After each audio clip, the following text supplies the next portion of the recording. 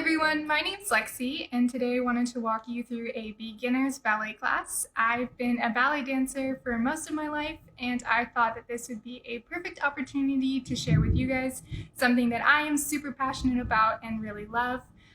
This activity can be done from your house with minimal equipment, so you'll see later on all you really need is a counter or something to put your hand on. And you just need socks and just comfortable clothes, whatever you feel most comfortable in. This activity for me is something that I find is really helpful for me to kind of connect with my body, help relax. I'll be playing some music throughout, so that will be something kind of calming that we can work through together. I'm really excited to kind of give you guys some information about ballet, and let's jump right into the actual activity. Hi, so we are over at my kitchen counter right now, which is a good place for me because I'm just going to be needing to rest my hand on here. The other thing you notice is that I do have my ballet shoes on, but if you guys need socks or want to go barefoot, that's totally fine. And then again, any comfortable clothing that you need. But for this class, there are a couple of things that we're going to walk through in this video. So very fundamental to ballet are positions for your arms and for your feet. Those kind of serve as the building blocks for creating all of the movements that you might see in YouTube videos of professional dancers and such. So first we'll go through positions for your arms, then we'll go through the positions of the feet, and then I'll talk through a couple of more basic movements, and then we'll finally put those all together into one combination. Okay, so right now we're going to learn the arms first. Another thing I do want to point out about ballet is it takes so many years of practice and practice and practice of learning all of these different positions and what they're called. So it really takes a lot of learning for this. But if you want to follow along with me, you can do the arm movements, or even if you just feel more comfortable just sitting and listening and kind of learning and absorbing the information, that is great too. Whatever you feel comfortable doing. So the first arm position that we're going to learn is first position. So this is what first position looks like. Part of this is really trying to make sure you're creating a nice circular shape with your arms that isn't interrupted. So something that I was taught when I was first learning this was to imagine that you're carrying a beach ball, or maybe like a big kind of rubber bouncy ball, and that kind of helps to create this big circular position. So now, onto second position. Second position is basically you just open up first position and your arms are right there for second position. Part of what we want to make sure is that our elbows are lifted up and that we don't sag down like this. So you want to stand nice and tall, pulling up from the crown of your head and keeping your arms nice and wide and open. Now onto third position. Is basically just moving from second position. You take either arm and you just move it in front. So this can also be done on my left side. And fourth position is basically just bringing one arm up top and leaving either one arm out to the side or bringing it right in front of you. And again, part of this is just trying to make sure our arms are circular, that we feel lifted and stretched out. And then fifth position, the final one, is just both arms right up over your head.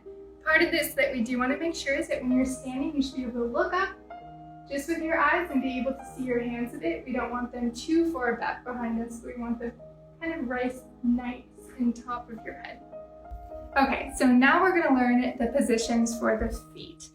So for these, there are actually 6 positions, and what I'm going to do is kind of just zoom in on my feet so it's easier for you to see. So first position looks like this.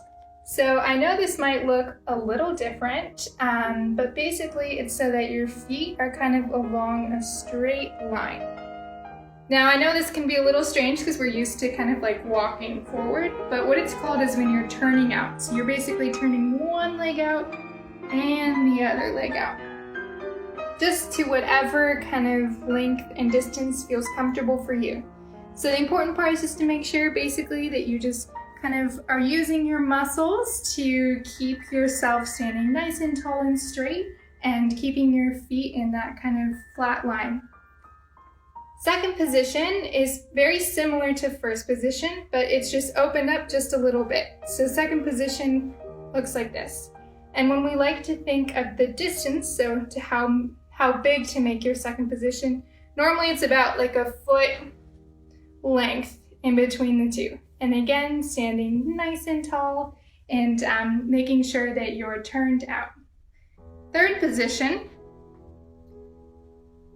is like this. So basically, the arch of your foot is right here. So this is the part that when you point your toe, kind of like curves up, and the heel of your other foot goes right where your arch is. And this can be done on both sides.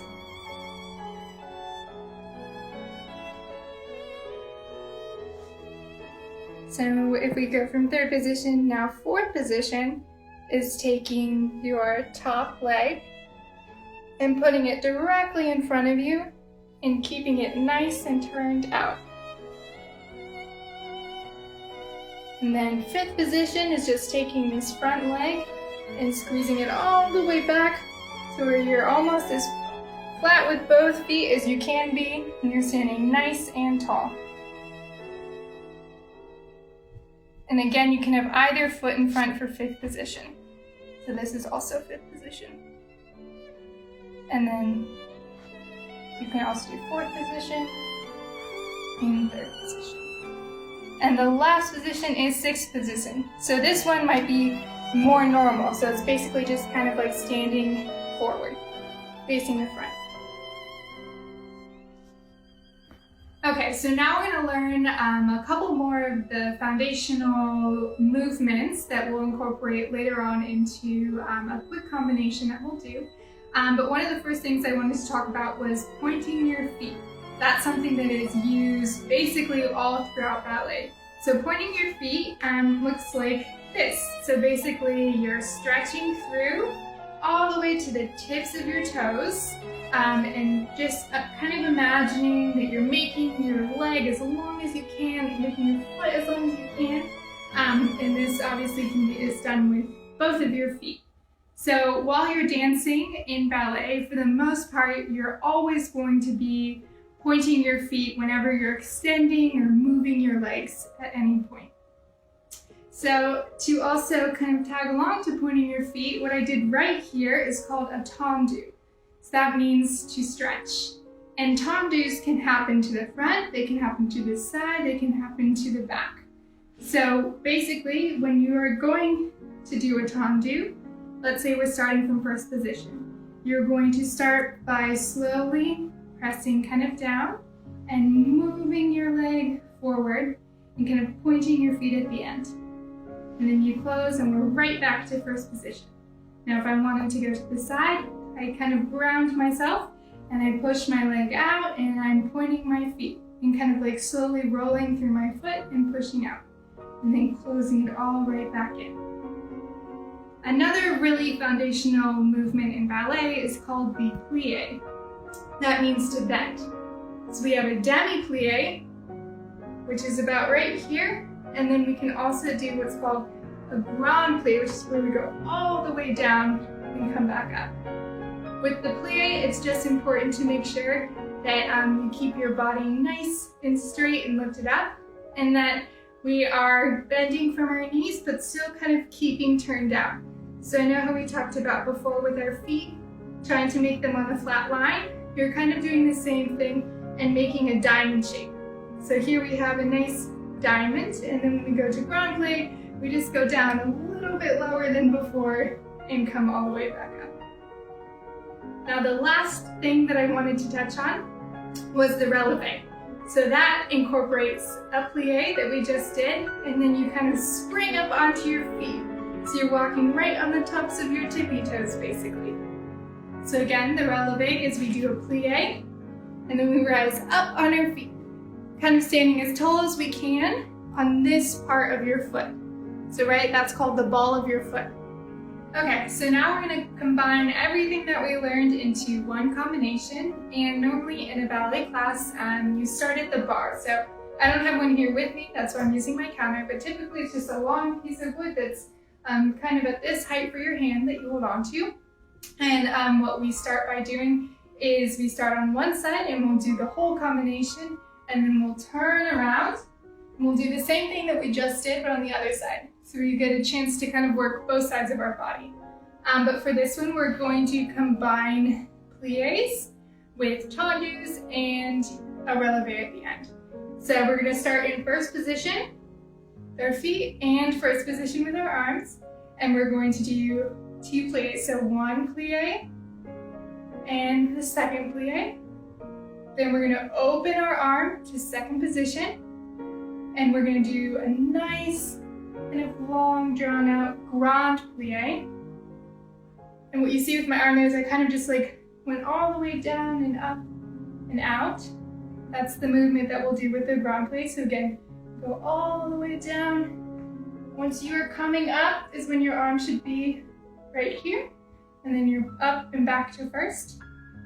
And we'll bring our arm back to second. And then we'll do a tendu to the front, a tendu to the side, a tendu to the back, and then we'll do a plié into a relevé. And we'll hold and we'll see how long we can balance with that. And we'll do that on this side, and then we'll turn around and do it on the other side. Okay, I'm going to play the music, and you can move along with me or just watch, whatever works for you. So starting in first position with pliés.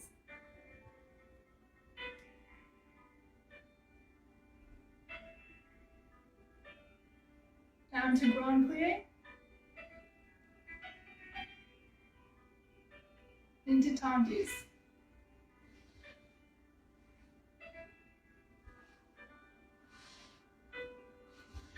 Then into our relevé. Let's see how long we can balance for it. It's a game sometimes to see how good your balance is and how much you can improve on this. Okay? And now we'll go to the second side. Okay, so now I've turned around to the other side, so now my right hand is going to be on the bar. I'm just going to play the music and we'll do the same movements.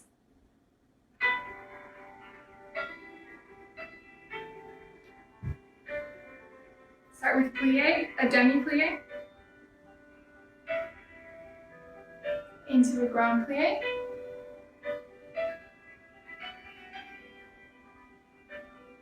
into tendus, the front, down to the side,